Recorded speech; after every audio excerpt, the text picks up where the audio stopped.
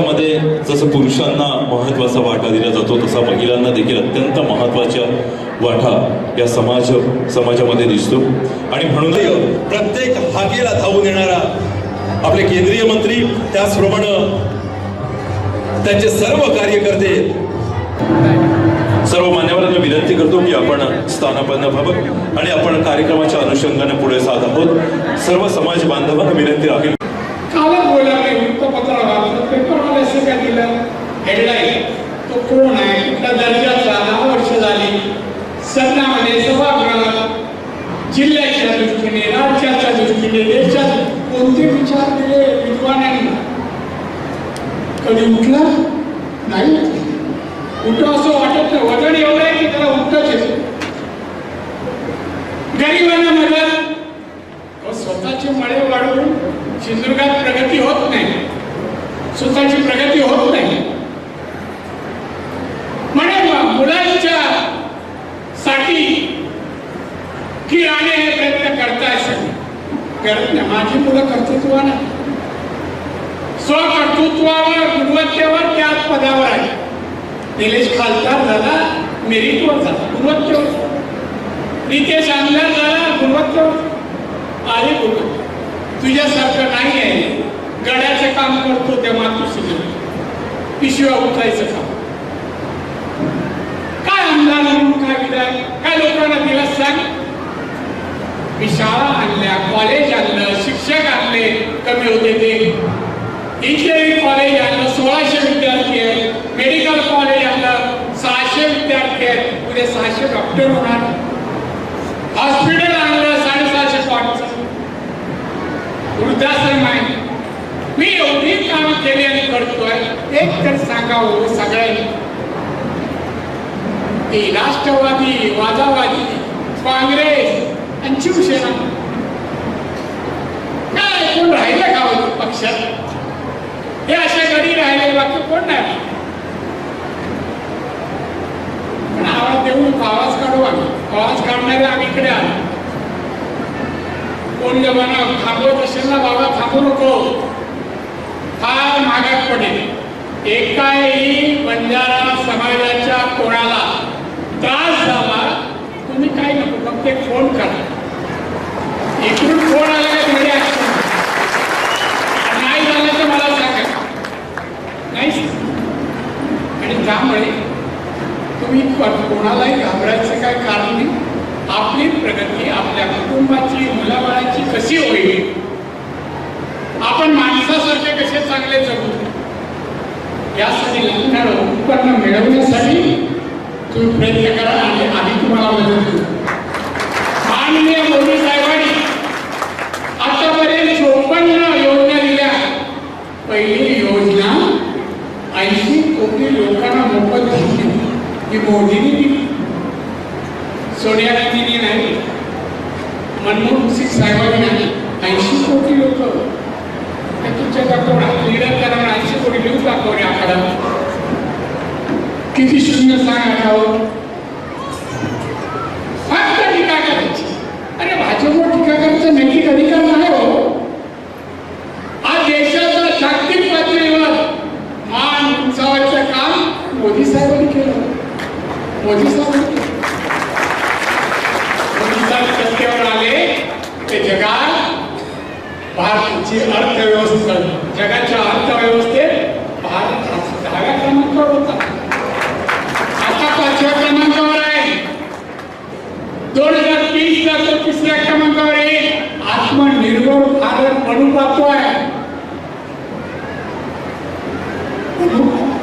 चंद्रयान काय आणि आदित्य L1 काय, आज अमेरिकेपासून मोठे देश कौतुक करतात मोदींचं आणि भारताचं। हे कोणी घडवलं, कोणी केलं, तुम्हाला आम्हाला अपमान वाटावा असं काम मोदी करतात। आम्ही त्यांच्या मंत्रिमंडळात आम्हाला सांगलंय, 10 गरिबांपर्यंत, लोकांपर्यंत त्यांची समस्या समस्या तुमच्या अडचणीनं सोडवण्याचं काम बीजेपीच करेल, दुसरं नाही करू शकत। केंद्रात सत्ता आहे, राज्य सत्ता आमची आहे, जिल्हा परिषद, पंचायत सगळं आमचं, त्यांना कामाला काय नाही।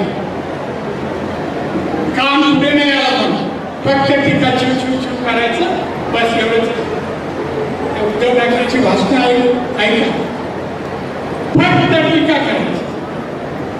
विधायक विकासात्मक त्या उद्धव ठाकरेंनी पत्रकारांना सांगेल 2.5 वर्षात सिंधुदुर्गाला कोकणाला काय दिलं. चापातळीत एक तरी मोठा प्रकल्प, पाटबंधारे प्रकल्प, एखादा ब्रिज, नोकऱ्यासाठी प्रकल्प एखादा, विकासाला रस्ते, पाणी, वीज, शाळा, पुरेसे पैसे पण नाही. पुरेसे पैसे कोकणात यायचं, मासे खायचं आणि जायचं एवढंच त्यांना माहिती. पण आज त्याचं पिंडू आज काहीतरी पडतो, कोणाला तरी दाखवून कुठला तरी विषय. हा ते रेस्कोस मुंबई पाय ठेवायचा बघा. अरे तू काय करणार आहेस, कोण आहे तुझ्याकडे? तुझा आधी पाय जागेवर पडतो का सकाळी? काय करणार आहे? काय ताकद नाही. आम्ही इकडे आहोत, आम्ही आहोत बीजेपी मध्ये. तर रेस्कोस पण पोचू शकणार नाही. जर उद्या विकास होणार असेल, अडवायला निघाला ना तर माईंच्या पुढे नाही आहे. पण वृत्तपत्राला मी पाहतो, तिथून काय बोलले ना का 2.5 वर्षात काही न करता इथे आले तरी कसे. त्यांच्या धमक्या, त्यांचे इशारे, त्यांनी असं बोललं म्हणजे शब्द त्यांच्या रक्तात ते शब्द पत्रकार घालतात. आक्रमकता आणि उद्धव ठाकरे समीकरण जमीन. आदित्य ठाकरे काय आक्रमकता? आक्रमकता होती तर आमची गरज काय होती? आम्ही इकडे होतो. उज्ज्वलची गरज काय होती? तेव्हापासून ते आले पलीकडे. एकनाथ शिंदेची गरज का होती? आमची गरज होती. आज मोकळं झालं पाहिजे. आता सुखे धमक्या द्यायच्या आणि मग शिवसेना राहिली नाही. भाषणाला जो प्रतिसाद देतात म्हणजे तुम्ही मनापासून भारतीय जनता पक्षामध्ये आलेला आहात.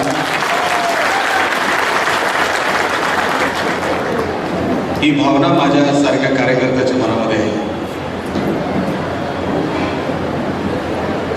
एक अतिशय जिवंत कार्यक्रम आज आम्हाला बघायला मिळाला. आज बंजारा समाज मोठ्या प्रमाणामध्ये भारतीय जनता पक्षामध्ये आज प्रवेश करतो. या गोष्टीचा आनंद आणि समाधान माझ्यासारख्या कार्यकर्त्यामध्ये आहे. ज्यांनी ज्यांनी या पक्षप्रवेशाच्या कार्यक्रमाला सहभाग घेतला त्या सगळ्यांचा मी आभार व्यक्त करतो. आपण हा कार्यक्रम घेत असताना बंजारा समाजाचे जे समाज बांधव इथे बोलत होते, काही प्रश्न आमच्या समोर इकडे उपस्थित केले. मी आपल्या समोर हे शब्द देण्यासाठी इथे उभा आहे. जे जे तुमच्या समाजाचे प्रश्न असतील ते आजपासून भारतीय जनता पक्षाचे प्रश्न आहेत आणि ते आम्हीच सोडवणार आणि ते तुमच्यापर्यंत घेऊन येण्याचे. आणि हे फक्त सांगण्यासाठी मी सांगत नाही. आज मोठ्या विश्वासाने आपण इकडे आलेला, त्या विश्वासाला माझ्यासारखा कार्यकर्ता कधी तडा जाऊ देणार नाही. राणे साहेबांसारखा नेता अनेक वर्षांपासून या जिल्ह्यामध्ये 40 वर्ष राणे साहेब नेतृत्व करतात. अनेक लोकांनी हा कार्यक्रम होऊ नये याच्यासाठी प्रयत्न केला, ज्याचा उल्लेख व्यासपीठावर झाला.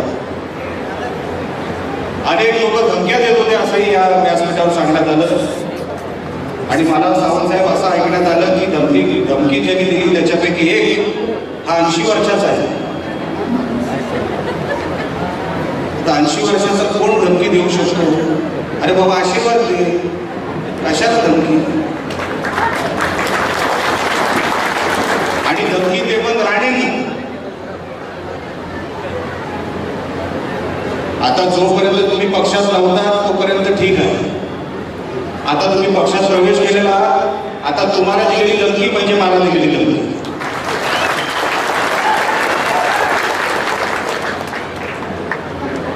आणि राणे साहेबांचं एक वाक्य आहे, आम्ही राणे लोकांना आम्हाला पुनर्जन्मामध्ये काही विश्वास नाही. जो हिसाब किताब करणार तो ह्याच जन्मात करणार, पुढच्या जन्मात वगैरे काय. म्हणून नको ते धंदे करू नका, नको त्या धमक्या देऊ नका. आशीर्वाद द्यायच्या वयामध्ये धमक्या देऊ नका. शुभेच्छा द्या. मोठ्या प्रमाणामध्ये समाजाचे प्रश्न आहेत. हा समाज सातत्याने जिल्ह्याच्या जडणघडणीत राहिला. अनेक त्याच्यामध्ये उल्लेख आज या व्यासपीठावर करण्यात आले. मेहनती समाज म्हणून आपण कधी पुढे पुढे आलेला नाही. म्हणून मला राणेसाहेबांना मला खास करून या कार्यक्रमाला आणायचं होतं. सन्मानित पालकमंत्री साहेबांना देखील आणायचं होतं, पण त्यांचा कार्यक्रम इकडे पुण्याला लागला असल्यामुळे ते तिकडे निघाले. हा कधी समाज पुढे पुढे करणारा हा समाज नाही, पण मेहनती समाज, कष्टाळू समाज म्हणून आपल्या समाजाची ओळख आहे. मी आपल्याला खात्री लायक सांगतो की राणेसाहेबांचा इतक्या वर्षाचा जो काय मी प्रवास बघतो, राणेसाहेबांनी एकदा शब्द दिला, तो समाज असेल, माणूस असेल, तर तो पूर्ण करेपर्यंत राणेसाहेबांनी गप्प बसत नाही.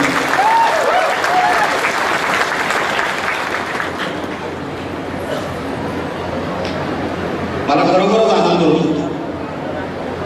खरोखरच आनंद होतोय की आपण मोठ्या प्रमाणामध्ये इथे काल रात्रीपासून किंवा 2 दिवसापासून जेव्हापासून हा कार्यक्रम घ्यायचा ठरला तेव्हापासून अनेक लोक संपर्कात आली, अनेक लोक प्रवाहात आली. आज पण बाईक रॅली, साहेबांना तरी तर मला बाईक रॅली दाखवायची होती, पण साहेब डायरेक्ट कार्यक्रमाला आले. आम्ही बाईक रॅली घेऊन तिकडेच राहिलो.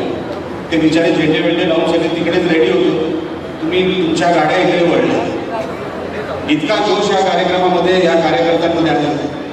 खरोखरच मी जसं तुम्हाला अगोदरच सांगितलं, आपल्या सगळ्या मागण्या, आपले सगळे प्रश्न आपल्यापर्यंत घेऊन येण्यासाठी भारतीय जनता पक्ष हा तुमच्या बरोबर आहे आणि तुमच्या बरोबरच राहील. तुम्हाला इतर कोणाची गरज पडणार नाही अशी व्यवस्था आम्ही उभी करू.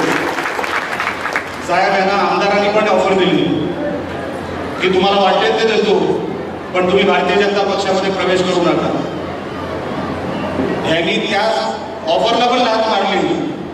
मला आमदार साहेबांना सांगायचं, आमदार साहेब तुमच्या तुकड्यांना आम्ही भीक घालणार नाही. लक्षात ठेवा, हा कष्टाने उभं राहिलेला हा समाज आहे. तुकड्यांवर जिवंत राहायचं हे तुमचं काम आहे. हा कष्टाने उभा राहिलेला समाज आहे. यांना तुमच्या तुकड्यांची गरज नाही. भारतीय जनता पक्ष म्हणून जे काही चित्र उभं करायचं आहे, जे काही विकासाचं काम करायचं आहे, ते भारतीय जनता पक्ष म्हणून त्यांच्या मागे उभं राहू, कुटुंब म्हणून मागे राहू. तुम्हाला प्रवाहामध्ये घेतल्याशिवाय आम्ही गप्प बसणार नाही. कारण का मोदी साहेबांनी सांगितलंय, शेवटच्या माणसापर्यंत आपल्याला पोहोचायचं. तो शेवटच्या माणसापर्यंत पोहोचण्याचं काम आमचं आहे, भारतीय जनता पक्ष म्हणून आहे.